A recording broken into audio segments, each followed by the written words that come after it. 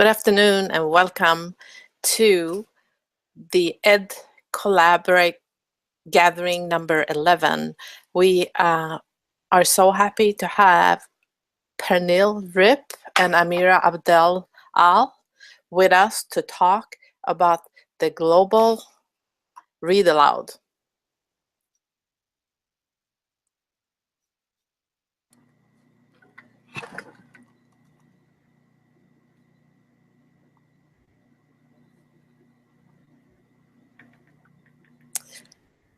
So welcome to our session.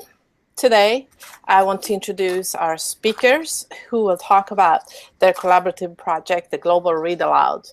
Pernille Ripp is a member of the Educator Collaborative. She is an expert in literacy and technology integration and dedicates her research and practice to developing engaging and empowering students and communities. In 2010, Pernille founded the Global Read Aloud, a global literacy initiative that she will share with us today. She's also an author of 2 books, Passionate Learners, How to Engage and Empower Your Students, and Empowering Schools, Empowering Students, both focusing on creating learning spaces and communities where students thrive and all stakeholders are empowered and passionate about learning. And joining Pernille is Amira Abdel, who works as a teacher at the New Horizons School in Irvine, California. New Horizon is an independent Islamic school in Irvine, California that's distinguished as a strong academic institution in line with values of excellence. With the one-to-one laptop program in the 5th and 6th grade, students are able to engage in creation, communication, and collaboration with the global community. A project that is near and dear to her heart, Amira has been part of the Global Read Aloud project for the last 5 years. It has been life-changing and groundbreaking every year. So today you will hear about reading, reflecting on, and sharing novels in a global environment. So Pernille and Amira, take it away. Hi, and good afternoon or good morning, depending on where you're at. Amira is coming. She is just running up to in front of her computer right now due to some technical difficulties. I am excited, though, to kick this off because I founded the Global Read Aloud in 2010, as Camilla said, and I'm going to talk a little bit about that, and then it's going to be all about the kids, because that's really why we're here for. So my name is Pernille Ripp. I'm coming live from my classroom because what do teachers do on Saturdays? We work. And the Global Read Aloud started with Neil Gaiman.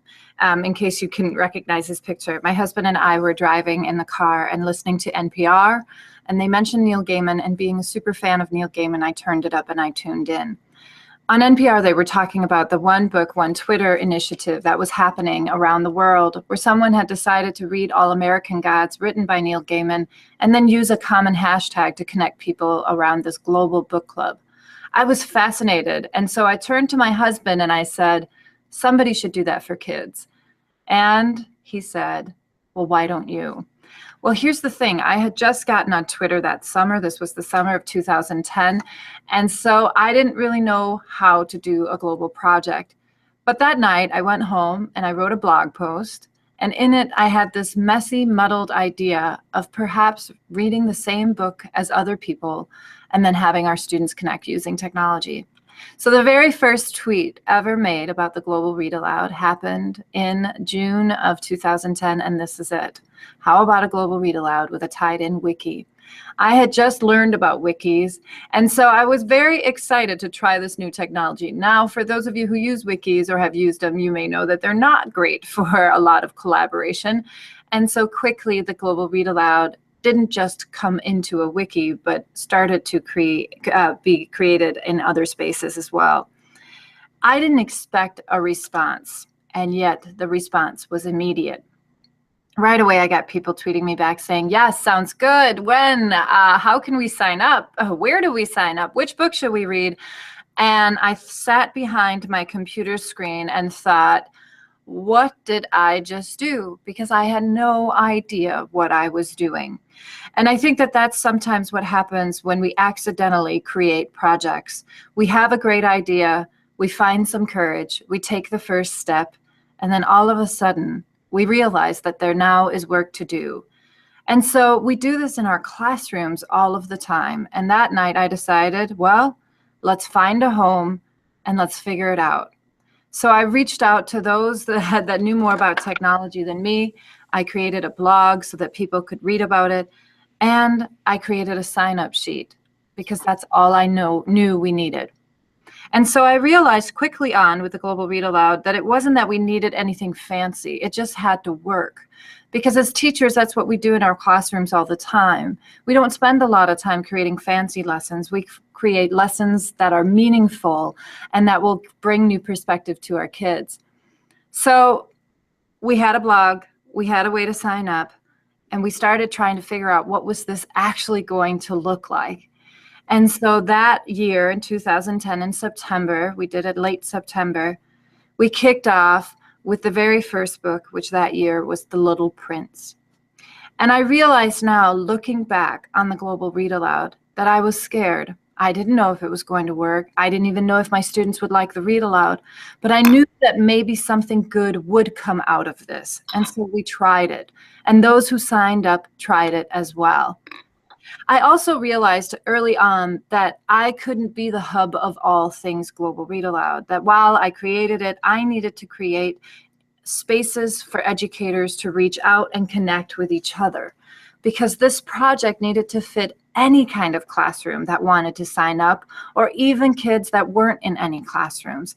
It also couldn't center around certain technology because we don't all have access to the same things. In fact, now you don't even have to use technology to connect within the Global Read Aloud. Every year we have people that use postcards or letters to connect with others, either due to choice or circumstances that are beyond their control. And so quickly on, I realized that this couldn't just be a lesson plan where you had to follow a certain path, but instead had to be an idea that people could shape and mold and turn into something that mattered to them. And so I laugh now when I get emails saying, well, is this Common Core aligned, or whatever other standards people are faced with? Well, yes, it is, because you make it whatever you want. And having global connections and collaborations is truly always going to be aligned to whatever standards you're facing, because in our quest to create amazing classrooms, we're trying to create more empathetic and kind human beings. And the Global Read Aloud centers around that. The first year we voted, and in the end, the choice came down to me, and I ended up choosing The Little Prince, knowing that even though my fourth graders maybe wouldn't understand everything that happened in the book, but that it would still be an amazing reading experience, and that the book offered up ways for us to have conversations where we could connect with others. I remember the reaction of my fourth graders that year, and how amazed they were that kids around the world were reading the same book as them. Kids were having the same thoughts. They drew and visualized as we read aloud and asked questions and answered those from others. And for those four weeks, they knew that they were part of something bigger. After the project ended, I thought, well, that was nice. And then somebody said, well, when are we doing it again? And I thought to myself, what do you mean doing it again? This was a ton of work. And yet I had also seen the change in my students, because they knew all about how different kids were around the world, but they hadn't realized how alike they were. And I think that that's something we really need to start emphasizing in our classrooms as well. We are so good in bringing in literature that shows off all of our differences. But when do we find projects that unite us and show that even though the sun may set at another time than us, or we have opposite seasons, or believe in different things, or function in different environments, that we share so many similarities and have so many of the same hopes and dreams? So I decided the next year that sure, we could do it again, and let's see if anybody would sign up. Well, since 2010, More and more people have joined the Global Read Aloud, and every year breaks a new record for me. That second year, we had 2 books. It was the first year that we branched out and didn't just do 1 book, and we did Tuck Everlasting and Flet Stanley. The third year is one that I will always remember, because the third year in 2012 is the year of the one and only Ivan. And if you haven't read The One and Only Ivan, it's one of those books that will change you. But it also marks the first year that an author decided to be a part of the project and all of a sudden brought in the actual writers behind the books. The next year we expanded once again, and we did 3 books, and every year it has grown to what it is today, where we have a picture book author, this year, of course, being the incredible Lauren Castillo, and then we read 4 books depending on what age group you're in. We have some authors involved, and every year the project grows. That number was from this morning, 816,711 kids. And when I went back 15 minutes later to check something else on my ever-expanding spreadsheet, 50 more kids had already signed up. And I think about it, that here we are with a little idea, and I didn't know if it would work, and yet now almost 1 million kids are going to be connected for 6 weeks in October, because they all get to listen and experience the same book. I asked Catherine Applegate what it meant to be a part of the Global Read Aloud, and so my portion of the project will end with this, or the presentation, because I think of all those kids that are learning not just about new worlds as the authors describe, but also are learning about each other, because that's what the Global Read Aloud is about. It's about using one book to connect the world so that we can understand that while we may not look alike or even think alike, we are more alike than we will ever know. Every year, I am blown away by all of the things that schools do to bring unity in and to connect with others. And so when I heard that Amira and her students were presenting about this project, I knew that these were some of the best people to present about it, because they have truly embraced what it means to be a part of the Global Read Aloud. And I'm so proud that they're here to share their story. And if I can turn off screen sharing, that will be even better.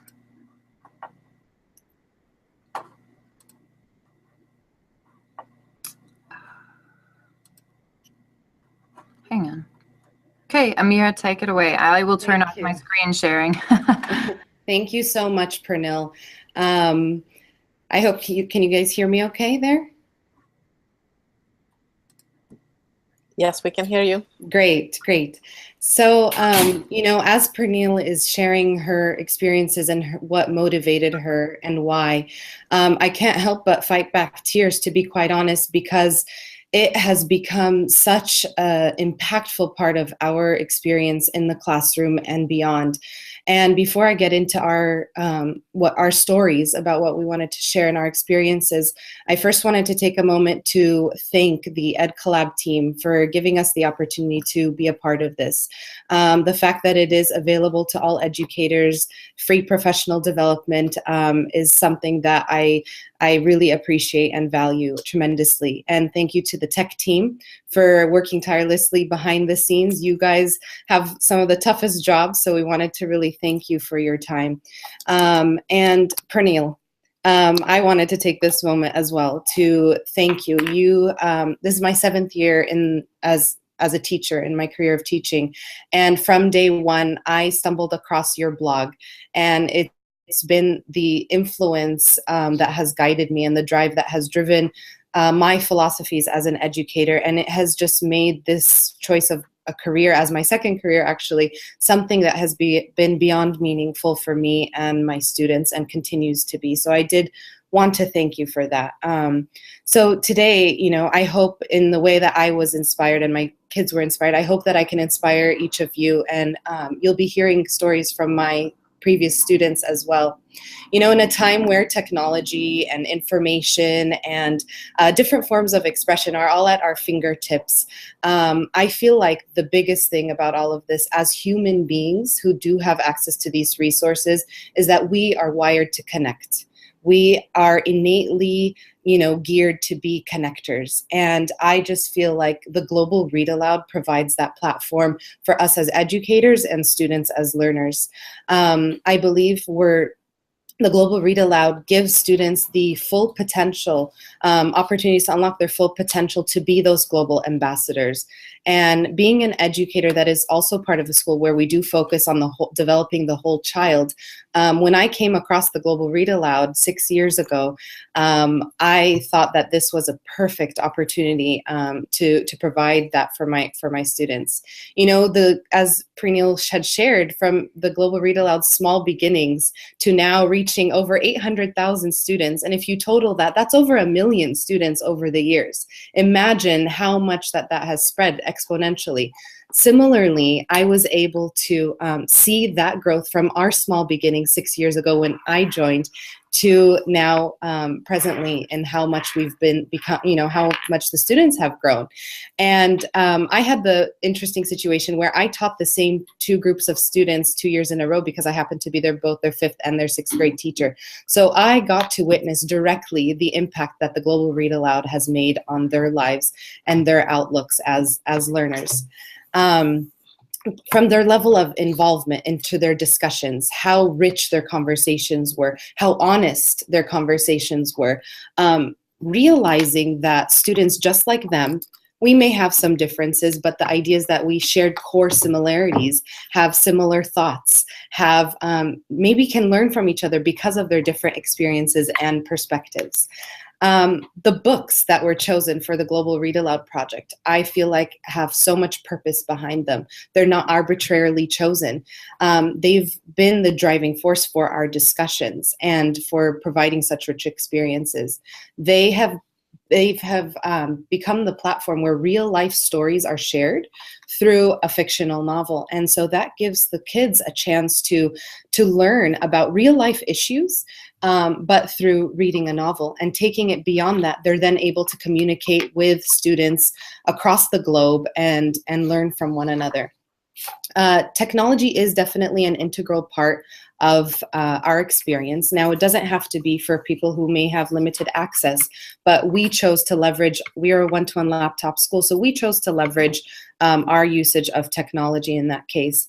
So today I wanted to share some tips. I won't be going into necessarily details of specific projects we did, but I want the general understanding to be that it relates to connectivity and being able to access other kids, to access people from across the globe, both nationally and internationally, and what that means for the learning experience for those students.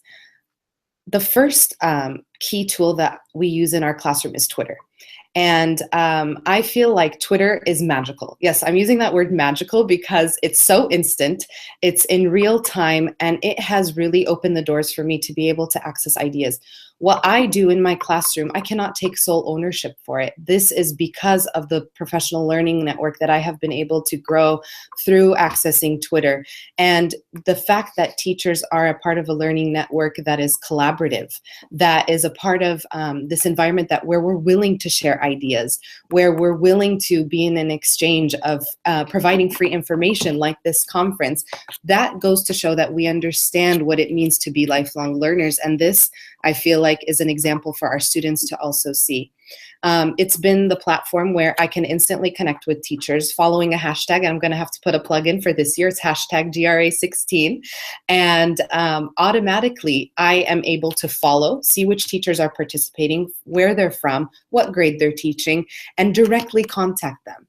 And the response is actually, I feel like, more immediate than email. I'm finding myself using Twitter much more than we use email today.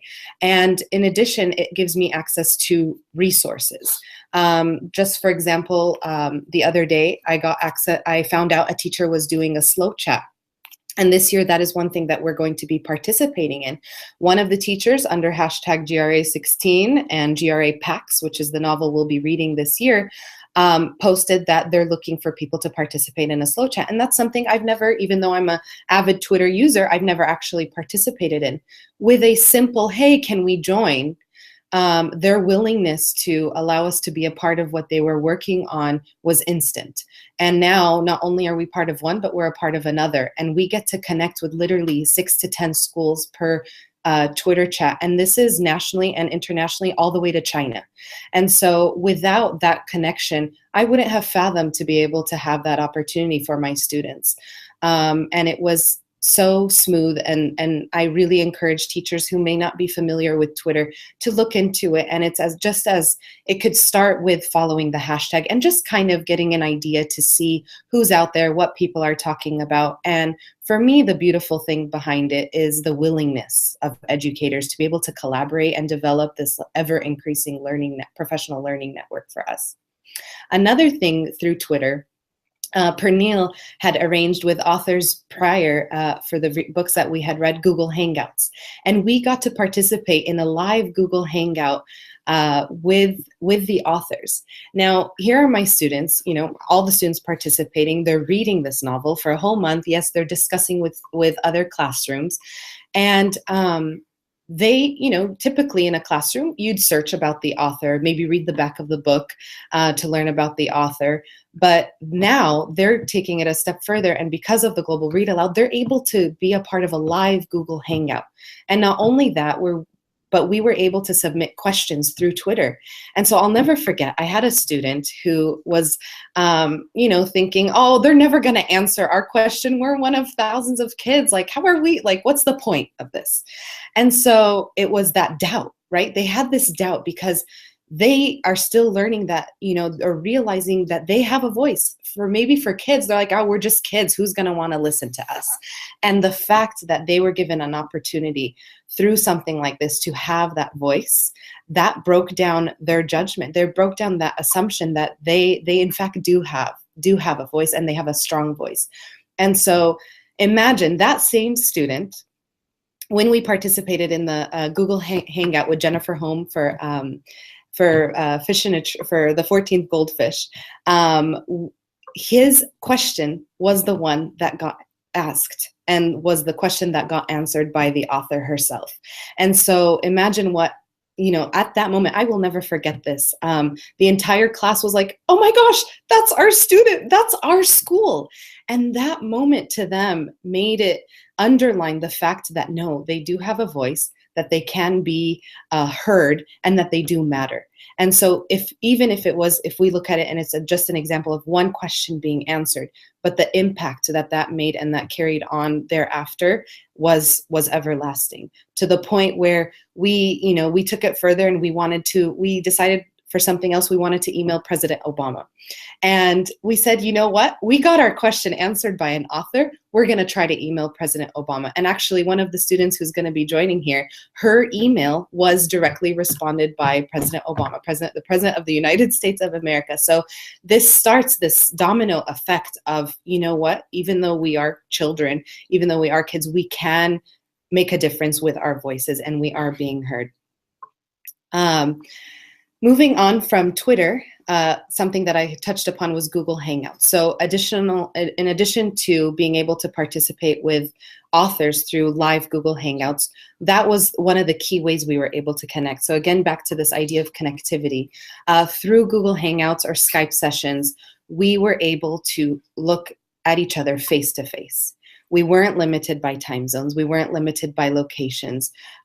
We were able to connect. And I feel like there is so much more being possible when you can look at a person face to face and see their emotions. And the idea is that these kids connected maybe through their blogs, connected through chat rooms, but then that moment when they interact face to face, they're much more comfortable, they're much more confident in themselves, and their perspective also is much more open. And I feel like in a world right now where it's full of stereotypes, what we can truly benefit from is this personal interactions and these connections to learn from each other. I would say we got to, over the 6 years, I would say about 40 schools we have been able to connect with, and it's phenomenal. And all this is done because we have a shared passion in breaking down the walls of our classroom. And when you see and when you are given access to a learning network with educators who share that similar passion, I feel like it just makes it that much easier. Being a part of the Global Read Aloud hasn't necessarily been challenging. On the contrary, it's empowering. It's empowering because you realize that you are among so many others, and you're in safe company of many educators who are trying new things, who are sharing their ideas, who are open to making mistakes, and where things don't work out, connections don't get made. And all this time that you are experiencing this, the students are witnessing this. The students are witnessing your Skype session failing. The students are witnessing, you stuttering on screen. And all of this is a learning process for them. The third main tool that I also wanted to share is blogging. And again, it goes back to giving students a voice. Our blogging has evolved over the years. We started out with shorter blog posts using Kid Blog. Then later on, we ventured out into the new partnership that Write About has offered for participants in the Global Read Aloud, which was much more interactive. It sets platforms and other writing prompts to developing our own digital portfolios where students can post their work and learn how to embed and learn the legal terms, of common sense media and images that are Creative Commons, from developing their portfolios on Weebly, now Google Sites, and taking it a step further to exploring this idea of HTML code. And the reason why I list all these things is because to understand that it's one opportunity, it's one chance that you as an educator can really venture out and make it your own. You can really play around, and knowing that it's okay to try new things. It's okay for us to fail and to try something else. It's all a learning process that's seen by your students, and they're taking part in that. I feel that blogging really gives students this sense of it's meaningful for them, because they realize that their writing is no longer just being seen by their teacher. They're realizing that their writing has an audience now, and a real audience, because that audience is commenting. That audience is made up of, fellow teachers, their family members, other students from other states or other countries. And so when they have that sense of, somebody else is reading it, they put that extra effort. They care more about their writing. And, we talk about this idea of making sure our kids are global citizens and digital citizens, and these terms are being used so constantly. But are we providing them with the opportunities to practice that? Are we providing them with the opportunities to apply all these policies that we're trying to teach them, whether it's internet safety? Are we giving them a chance to explore that? Because the reality is that they are fully exposed to technology, and they are going to use it. And so I feel like this is the opportunity to make that technology use meaningful for them, and make them realize that they have the power. They have the power to leverage this use of technology in ways that they couldn't imagine. Another tool that we used is this concept of Backchannel Chatting. And so briefly, the tool that we used was Today's Meet. And it gave the students a chance for a less of a formal platform. It was more informal. It was very conversational. The students got to get into small group chats with other classes and basic introductions, talking about themselves. But the part that was amazing too about this was that the fact that they were able to casually chat with students like themselves, that when we took it to the next step and did a Skype session with them, there was already that personal relationship with that class. And so when I had a student, learning that they had, that other classroom had a student with cerebral palsy, to her at that moment, we were reading a novel about the character who had cerebral palsy. And for the student, and Lara today, she'll be sharing that with you. When she was chatting, it was almost like what? Like it was a moment of surprise. Oh my goodness, they have a classmate who is similar to our character.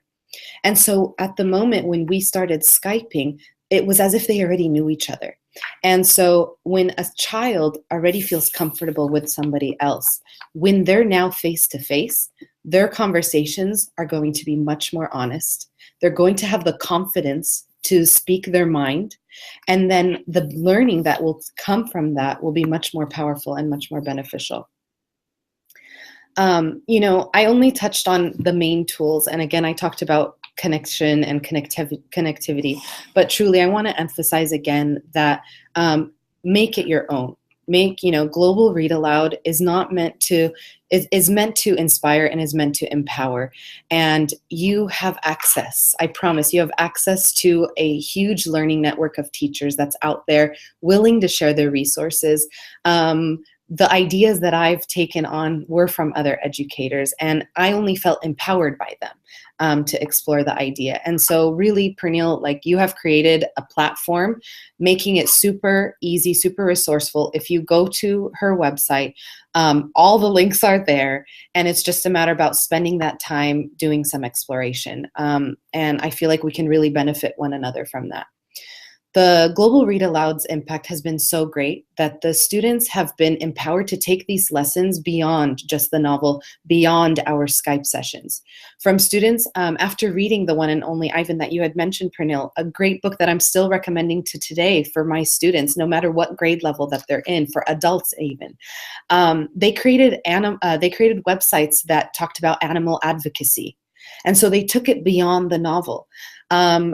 Imagine, you know, I had a student individually create a project based on a character, and I tweeted it out, and the author retweeted that. Imagine what that did for that student.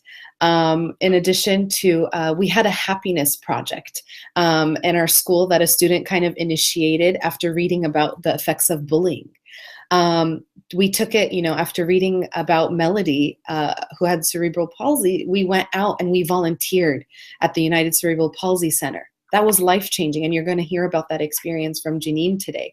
And so time and time again, these kids feel empowered. You've given them that starting point. You've given them that realization that I have a voice, that there are other kids who are like me, who have similar concerns, similar worries, things that we're commonly nervous about, that I'm not the only one experiencing this.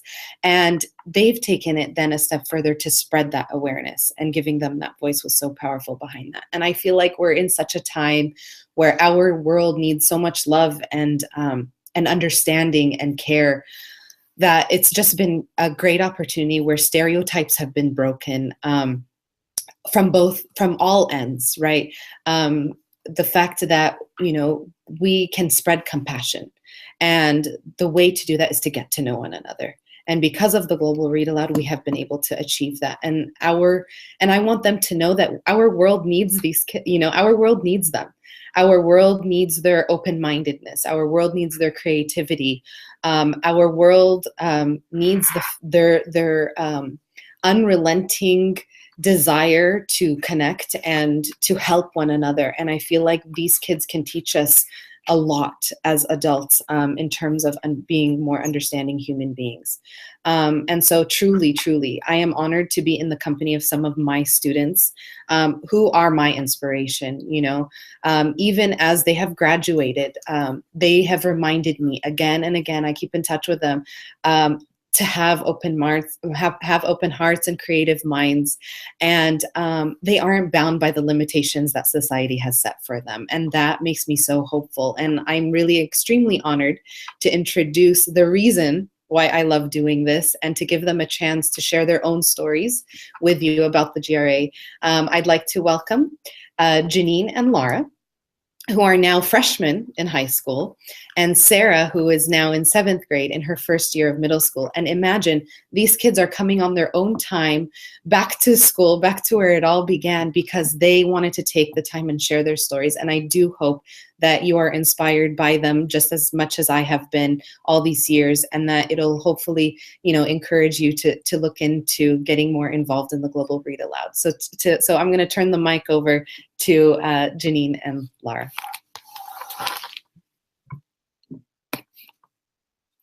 Hi, I'm Janine. And I'm Laura. So as New Horizon alumni, one of the projects that will forever remain in our hearts and minds is definitely the Global Read Aloud project. As we participated in the Global Read Aloud project, we got to share and experience Melody's story, an 11-year-old girl who had cerebral palsy, with different classrooms across North America. One of the classrooms we connected with was Mrs. Ramsey's 6th grade class in Alabama. When we were talking to another student in one of our chat sessions, they told us that one of their fellow classmates had cerebral palsy. I was extremely surprised at this news and realized how our surroundings and personal experiences could mold the way we interpreted and perceived different things we read about, saw, or even heard. Had we not connected with Mrs. Ramsey's class, I don't think I would have seen the difference of opinion that varying experiences could create. Because the main character, Melody, has cerebral palsy, students in Mrs. Ramsey's class felt a more personal connection to the story than we had. So having conversations with them shed light on different aspects of the book and caused us to think more deeply about what they meant. It was such a neat opportunity to be able to interact with these different groups of students face-to-face through Skype and Google Hangout, and the fact that we're in different time zones and different states and still had no limitations in engaging with them in real time made our experience so much more relatable. So just as Laura stated, the students shared with us that they have a classmate with cerebral palsy in their very own classroom. And next thing you know, we're meeting the very classmate that they told us about. And at the moment, I felt a rush of realization that we are all the same. So he shared with us that he actually played more sports than our entire classroom combined. And this was the first spark that led to our class's amazing experience throughout the GRA project. And so what was really surprising was the amount of activities and how involved he was. So this inspired every student in the room, and it made us realize that we all deserve an equal amount of love and appreciation. So from this day forward, I always knew that I would strive to give that love and appreciation to everyone I met, no matter who they were. We continued to blog with Mrs. Ramsey's class using KidBlog, where we also sent reflections and questions back and forth on Twitter and participated in more live chat sessions about the book. We also had a Google Hangout with the actual author herself, where questions were being answered live. And I specifically remember how amazing it felt for the author to answer the question we submitted, because it made us feel that our voices were being heard. So because this entire experience really truly did inspire us, we decided to take it a step further and take it even beyond the four walls of our classroom and beyond the virtual interactions.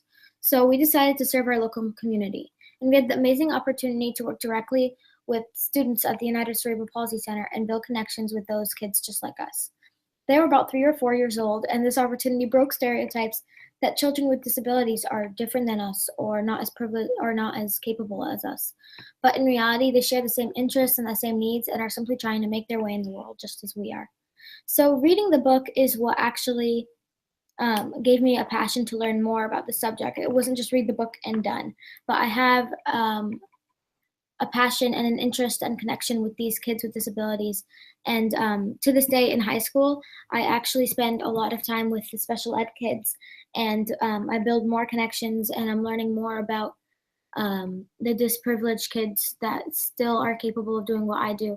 And it's really just an inspiring thing that all actually did start with the Global Read Aloud project. And so it gave me a realization of what it's like to help others. And all my life, I actually wanted to be a veterinarian. But after the Global Read Aloud project, my mind sort of expanded into like thinking of being an occupational therapist or working with children with disabilities. And so without these like engaging conversations within our own classroom and within other classrooms about Out of My Mind and with the author, none of this would have even been a subject for me to think about. And I'm really thankful for that. So adding on to Janine, I feel that all of us who went to the center had a completely different experience. For me, I realized that it was more about like more than just going as a class, but really making them happy. So during this time, I was like making bows just for fun, and I decided to take a couple bows with me to give to the children who were at the UCP center. So I felt like when I gave them the bows, it changed their day, even though like it showed me how like one action could really change like a full day, because for them, some of them weren't having like the best day possible. And then I remember giving one of the girls a bow, and she stopped crying and looked at herself in the mirror and felt happy. And I really thought that that was a really life-changing moment. And like even 3 years after, I still remember that like very vividly. And I feel like having the reading out of my mind and the Global Read Aloud project help us build new connections with people that we might not have even thought about reaching out to. So that's why it really helped change my life.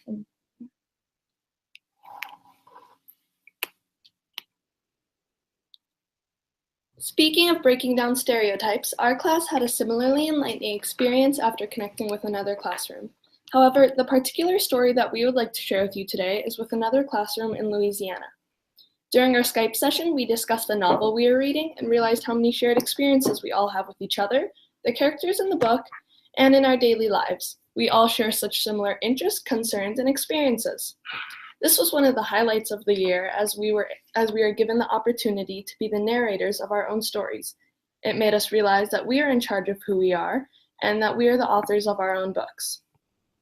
We get to develop our own understanding of each other through direct interactions. As we connect with other schools, we are connecting not only for an educational purpose, but as individuals who want to get to know one another on a more human level. After the Skype session, Miss Beaumont, the teacher of the class we connected with, emailed a teacher with a message that touched us all. So we would like to share an excerpt of it with you. Miss Beaumont wrote, "At the end of our Skype session, we had an enlightening class discussion about your class and the school your students attend. Most of my students are very sheltered from people of different religious backgrounds, especially Islam, since we live in a highly Christian area. Hopefully we didn't or don't offend you or your class, but some of my students were shocked because you do not all fit the stereotype of Muslims that they sadly see on TV. After hearing our teacher read this thoughtful message to us during class, we realized that we're really all in this learning experience together, and that just like we learned in the shared novel Fish in a Tree, that before we jump to making assumptions or judging one another, we should first learn to get to know one another. This is definitely one of the many reasons why I love Global Read Aloud. It opens up real-life dialogue in the classroom and teaches us real-world lessons. This made me feel better knowing that I'm not being wrongly stereotyped, but being seen for who I really am." Even though these were two very different experiences, they both had the same effect on the students who were breaking down stereotypes. So for our class, we had a surprise visit from a child who actually had something in common with the main character of our book. And that inspired us to go even further and learn more about cerebral palsy and other disabilities.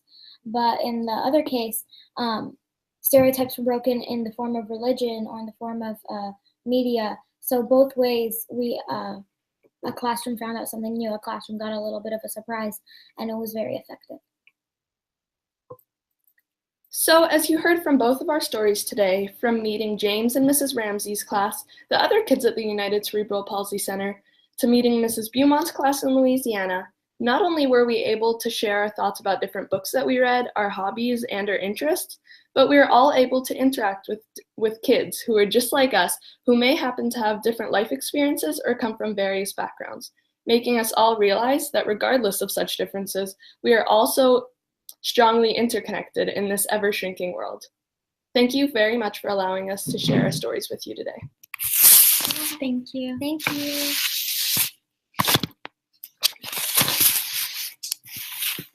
So I just wanted to thank everybody. I mean, I feel like they're the best examples of telling the stories more than any of us. It comes straight from their hearts, and I hope you were inspired as I'm inspired every day from, you know, their lessons and what they have to teach me. And because of the Global Read Aloud, that was all made possible. So thank you. I turned off my video because I have heard Amira's students speak before about their experiences, and I cry every time because no kid is supposed to be out there having to break down stereotypes that adults have made, and yet that is the world that many of our kids face. And so the fact that they're willing to do that so that we can get smarter and make this world a better place, I'm so grateful. So thank you for sharing your stories, Amira, and for having your amazing students share. I'm forever in your debt, because that's really what the Global Read Aloud is about. I'm going to stop, because I'm just going to cry. Because then I need to keep my cool too. Yeah. That's the end of our session. Yes. Camilla, you can take it away. Yeah, thank you so much, Pernille, for creating this program, and to Amira and her students for sharing the power of connecting with others around the book, but also learning in real time about others' cultures. Yeah, it's just amazing. Just amazing. So thank you both for sharing this with our audiences. It's a very powerful program. I think I'm going to have to sign up with my students. Thank you again. Just wonderful. The last thing I'm going to do is going to share the upcoming sessions now, when we all can go back and cry about this wonderful experience. So upcoming at 2 o'clock are, I'm going to share this, I think, are the sessions 15, 16, 17, 18, and 19. So Chris Lehman is going to share Take Control of Your Professional Learning, Self-Reflection, and Choosing Your Own PD Path. Roslyn Linder and Kelly Sower-Brower are sharing Batman is Not a Superhero, Getting Students Excited About Tolman's Argument. Tammy Mulligan and Claire Landrigan are going to share Engaging Students in the Assessment Process. And Workshop 11 has Julianne Benjamin and Dominic Kelly presenting culturally relevant read aloud texts. And Christine Torres with her students are going to share Raise Your Voice Student Podcast. We hope to see you in the next session, and thank you, ladies. This is wonderful. Thank you very much. Thank you.